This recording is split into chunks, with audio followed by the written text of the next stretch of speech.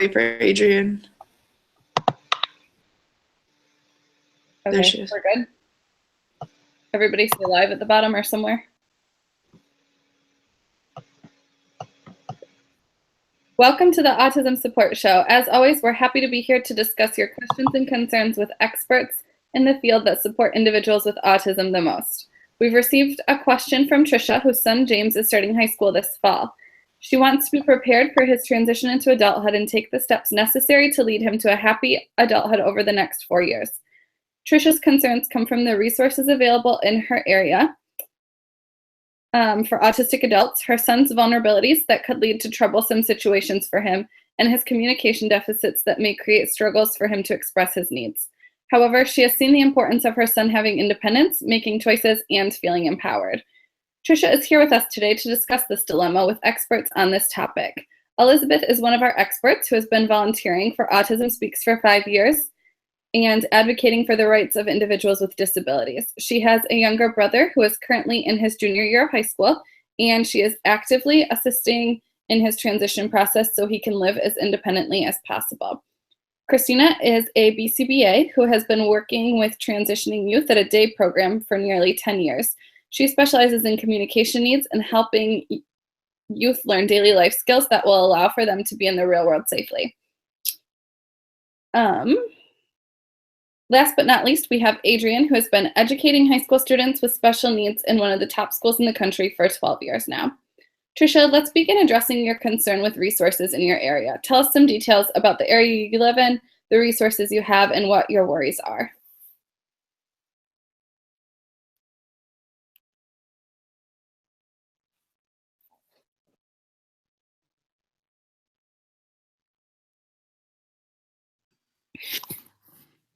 Trisha, if you can hear me, you're muted. So glad we practiced this, you guys. Yes. Okay. I can see your mouth moving. Okay.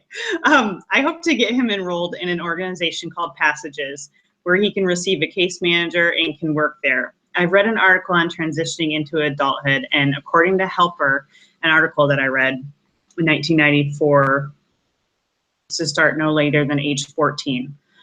Although even with proper planning, I do not see a time where James will not need the guidance of a professional team that helps us with decision making.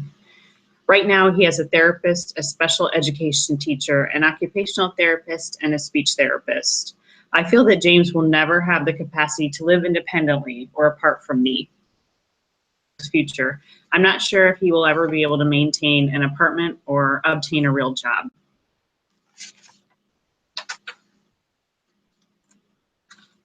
Whitney, you're muted. Thanks for sharing, Trisha. We'll start with the perspective of our advocate, Elizabeth. What do you think of the availability of resources in James' area, and what can Trisha do to help him transition as independently as possible?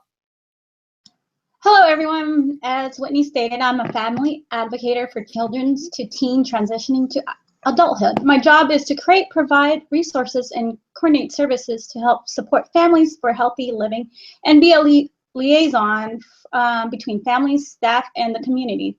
With that said, I'm not sure, Trisha, if you yourself and have an advocate. If not, I'm pretty sure you can get one in your community. With that said, I can see you're worried about this transitioning period for you and your son. There's a lot involved.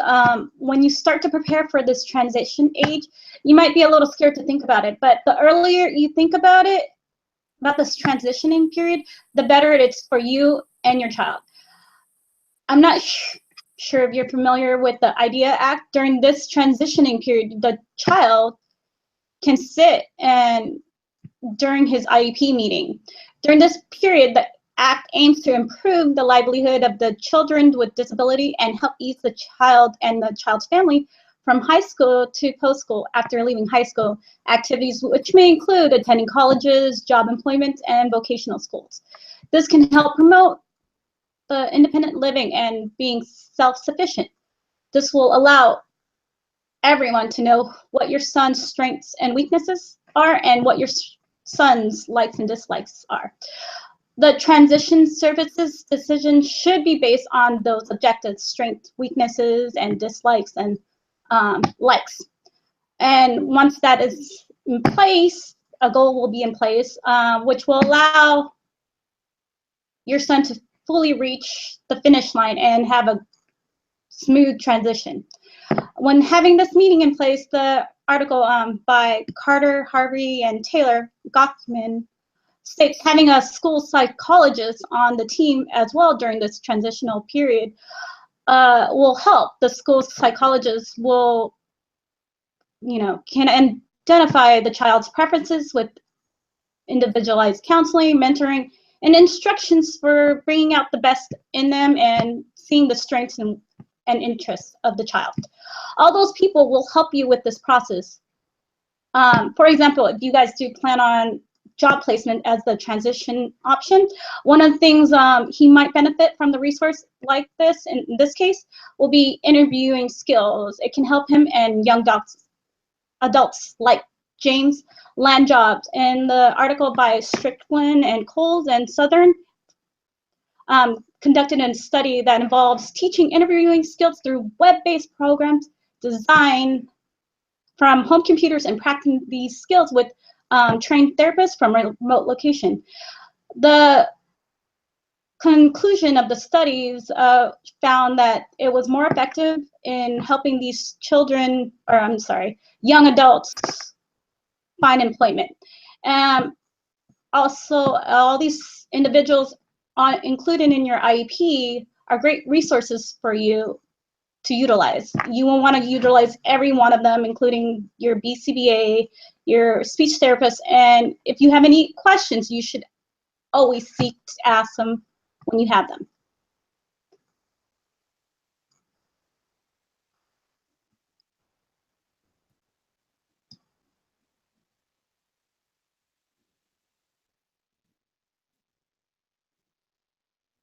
Add resume. Learning skills that will help him get a job, all through a program called Autism Works Now. It's a good class. Autism Works Now is a program that's designed for individuals with autism and special needs. We're teaching pre-employment to employment skills. This population of individuals, 90% of these kids are graduating from high school and they're not working.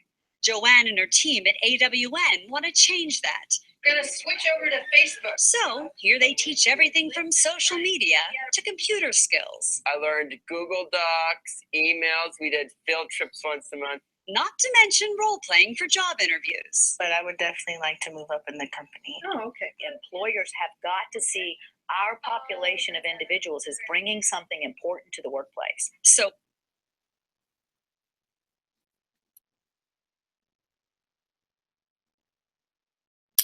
Those are great points, Elizabeth. So overall, determining the strengths, interests, and future goals James has for himself should be considered, and resources for the path he chooses can be supported through his IEP and personal team of experts. Adrienne, as a teacher, do you see any conflicts that Trisha should consider?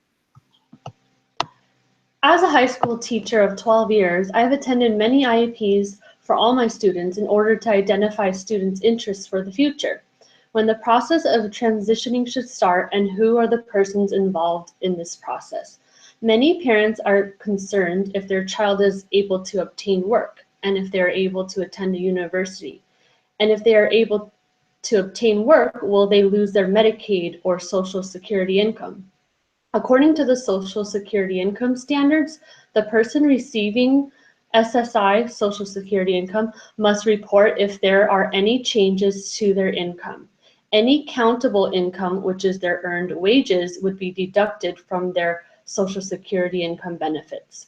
For example, if a child is earning $400 a month and is receiving $900 a month in SSI, then the $400 would be subtracted from the $900. There are some exclusions that can apply. Parents may want their child to work less or not work at all if their Social Security income will decrease, which can infringe on their choices to work. Thanks so much, Adrienne. That's a really good point. Christina, as a behavior analyst, what are your thoughts on utilizing resources for job experience versus keeping the financial benefits in place? Hello all, my name is Christina. I've been a BCBA for transitioning youth for about 10 years now. As mentioned by Whitney, I specialize in communication needs and helping youth learn daily life skills that will allow them to be in the real world safety. To address your concerns, Adrian, the child may be losing money from SSI, but they will be earning experience, life skills, and money management skills. Many studies have found that people with IDD, which is intellectual developmental disability, want to work in the community. One study of individuals with persons with intellectual disability, their family, and support staff found that the majority of the people would like employment outside of sheltered workshops, or at least considered it as an option. People surveyed also believed that adults with intellectual disability can perform outside workshops. The interest in working in the community was not associated with the severity of their disability. In another study, individuals with IDD shared the reason they wanted to work was for earnings, productivity, the admiration of others, and quality of social relationships. There are day programs that pay little or nothing but provide this experience as well in order to well-round the individual. Work experience gives people with disabilities an opportunity to observe and participate in the everyday activities of a workplace. It is usually unpaid work and runs for a limited time period, oftentimes to like 2 o'clock. Some work experience stints may be full-time or for 2 or 3 weeks to give them that experience, but other work experience arrangements might be for a day or two each week over several weeks. There are 4 primary types of day employment services for individuals served by the state with IDD agencies, which is integrated employment services, which is bringing them into the community and integrating them into the community. Community-based non-work services, facility, which is more so internships or volunteer work, facility-based work services, and facility-based non-work services, so being paid and not being paid. That was found by Windsor. There are quite a few resources in your area as well. Tricia,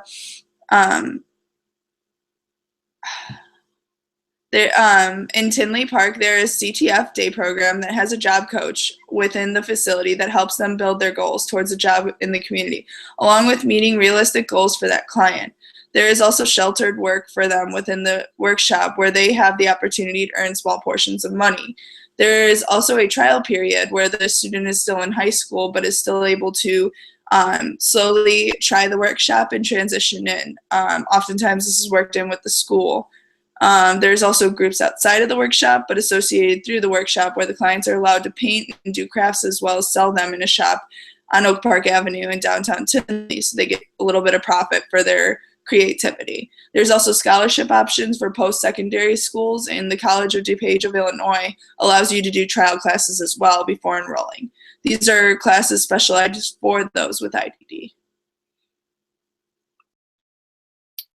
Thank you, experts. You've provided Tricia with a lot to consider while utilizing the resources in her area to allow her son to make choices for his future.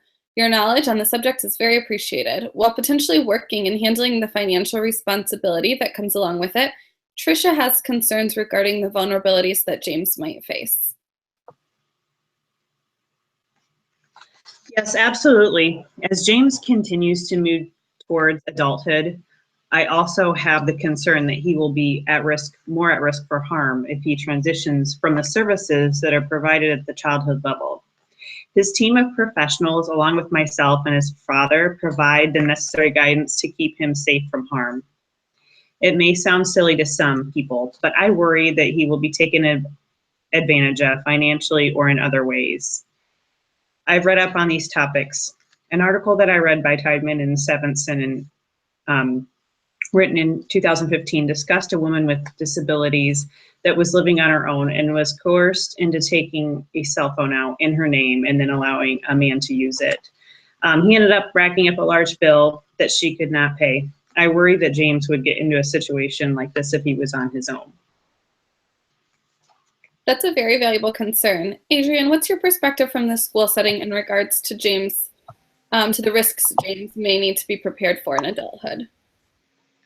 As James enters high school, he will encounter more social situations with his peers, Many of my students and other students that are special needs are at a high risk of being bullied at school. According to the National Center for Education Statistics, about a quarter of students have been bullied, and about 7% of them have been cyberbullied. And 50% of children with disabilities have experienced some form of bullying in school.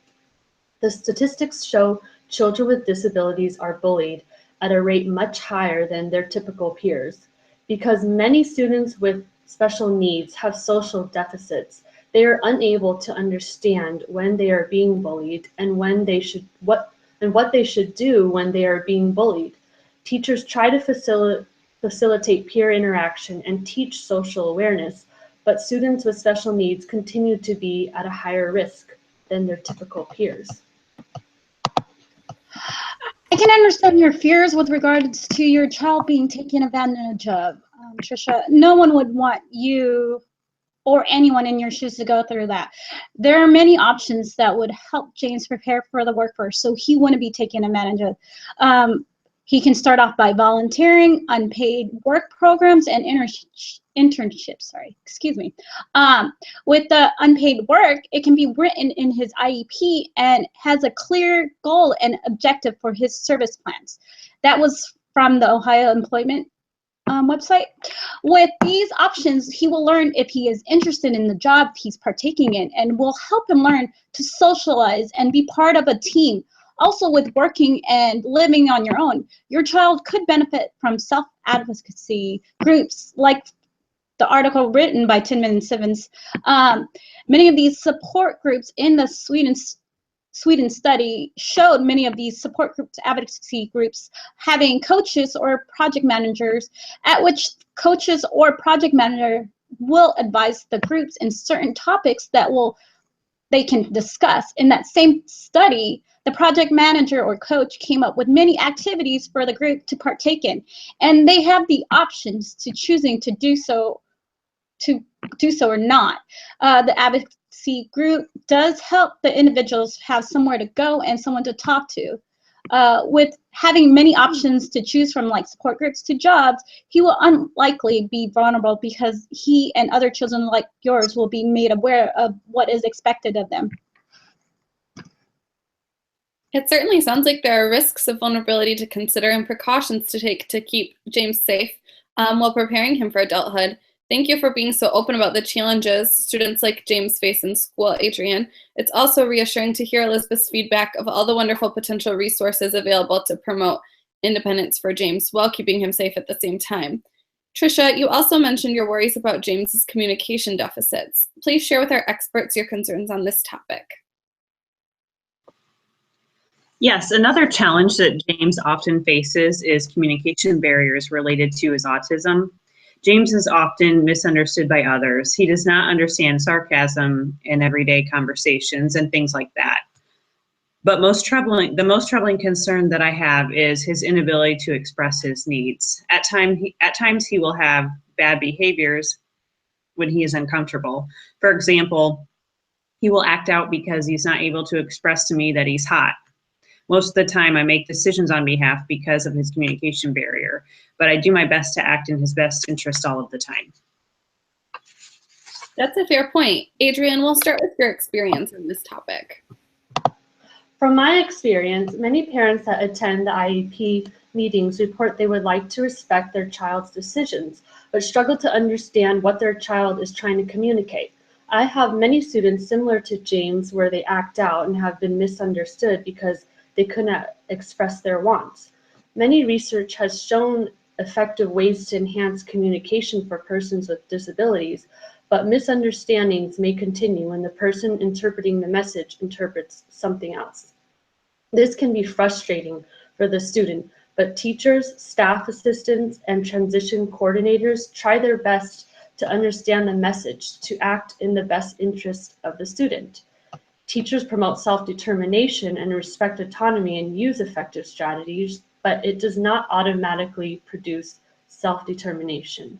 I have found research on facilitated communication that has shown to be extremely ineffective, only resulting in what the individual receiving the message was interpreting. The facilitator would prompt the nonverbal individual what to type, which was not a result of what the individual was trying to communicate. This can be more detrimental to the person with disabilities, and they can be taken advantage of more easily when there is miscommunication. Thanks so much, Adrienne. Christina, as an analyst, you spend a lot of time teaching communication and finding the best ways for individuals to express their needs. What do you think the focus should be on as James transitions? Well, I can see how you feel, Adrienne, that the caregiver to the child may be taking advantage of them, but that is not always the case. It is also frustrating when you are unsure what the individual is trying to communicate, Tricia, but that is where skills need to be addressed by the following caregiver therapist who is providing service. Functional communication training is something that I've had a lot of experience in. It is often used in many intervention plans as a way to provide skill training in communication. FCT, functional communication training, is a differential reinforcement procedure in which an individual is taught an alternative response that results in the same class of reinforcement, identified as maintaining problem behavior. Differential reinforcement of alternative behavior in functional communication training involves is defined as a reinforcement of an alternative behavior while withholding reinforcement from the inappropriate behavior. So not giving them, any type of reinforcement to that negative behavior, which you would call the bad behaviors. Functional communication training is most frequently used to replace interfering behaviors such as disruptive, stereotypical, or subtitle, less clear communication forms. So sometimes reaching, leading you to, and some of those negative behaviors. In an article by Carr and Durand, in 1985, introduced FCT as a treatment for the problem behavior of 4 children with developmental disabilities. A vocal response that results in teacher's attention. Am I doing good work? Was taught to the child from whom attention was thought to be maintaining their problem behavior. A different vocal response, I don't understand, that results in teacher's assistance was taught to the child for whom escapes from difficult tasks was thought to be maintaining their problem behavior. These procedures resulted in acquisitions of these vocal responses and substantial reductions in the problem behavior of all 4 children. So it was very successful to reduce the behavior. In the 20 plus years since the publication of Carr and Durand, it has grown. The graph shown here is done by Carr and Durand on a client named Jan, whom engaged in destructive behavior to gain access to tangibles, escape, and attention. She was first taught to sign for more when wanting access to tangibles, then was put on extinction, so toys were not returned to her following the disruptive behavior. As you can see, the baseline and then the function to communication plus extinction. The procedure was then expanded by teaching Jan a communication form of escaping requests, so saying finished, and gaining the adult's attention through clapping, and engaging and changing the environment by saying go. Through these trainings, destructive behavior decreased and communication increased, giving the client an alternative and appropriate way to communicate to gain what they were trying to obtain: escape, access, or access to tangibles or attention. FCT has emerged as the most published function-based treatment for problem behavior. As you can see from the graphs, both 2 demands decreased the problem behavior and taught valuable functional communication skills to the clients within the studies.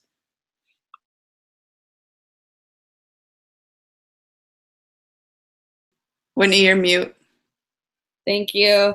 Thanks so much, Christina, for sharing. Our experts have developed a phenomenal argument, giving you lots to take into consideration, Tricia. After hearing all of the perspectives, what do you think your plan is going forward with James and his transition?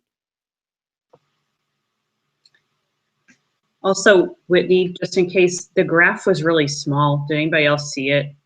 Or was it? We just couldn't see the graph really. Did you guys see it?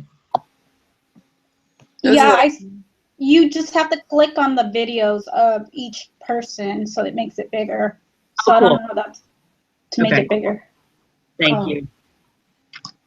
After hearing all of the advice from the experts, I feel that I need to prepare James for adulthood in these crucial years. I will look deeper into my community for resources that can assist him with his transition.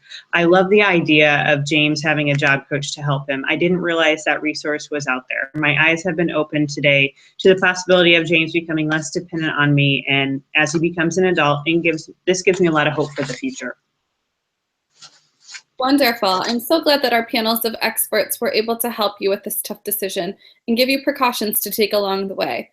I'm sure sharing your experience has helped many other parents watching from home make decisions through their child's phase of transition. I'd like to thank our experts for openly sharing their experiences and perspectives. Before we go, we'll take a few questions from our audience. Okay, should I hit stop broadcast? Yeah.